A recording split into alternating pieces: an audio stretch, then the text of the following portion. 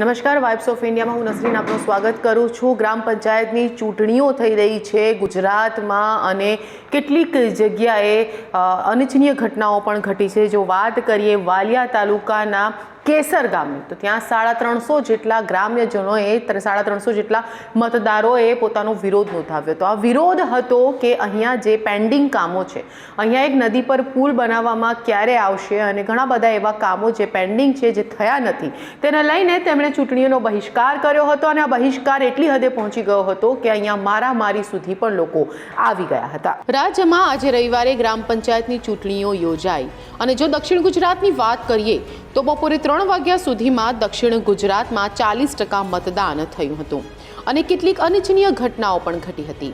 દક્ષિણ ગુજરાતના વાલિયા તાલુકાના કેસર ગામના ગ્રામ્યજનોને પ્રાથમિક સુવિધા અને કેમ નદી પુલ બનાવવામાં નહીં આવતા ગ્રામના કેટલાક લોકો દ્વારા ગ્રામ ચૂંટણીઓનો બહિષ્કાર કરવામાં આવ્યો હતો, જેમાં ગામના 350 જેટલા મતદારોએ ગ્રામ ચૂંટણીઓનો બહિષ્કાર કર્યો હતો અને તેમનું કહેવું હતું કે જ્યાં સુધી પુલ અને પ્રાથમિક સુવિધા ન મળે ત્યાં સુધી આવનાર તમામ ચૂંટણીઓનો તેઓ બહિષ્કાર કરશે। ત્યારબાદ અગાઉની ચૂંટણીઓ જેમ ગ્રામ પંચાયતની ચૂંટણીમાં પણ મતદાન તેઓ નહીં કરી 350 જેટલા મતદારોએ ચૂંટણીઓનો બહિષ્કાર નોંધાવ્યો હતો અને આખરે પોલીસની દરમિયાનગીરીથી સમગ્ર મામલો થાળે પડ્યો હતો।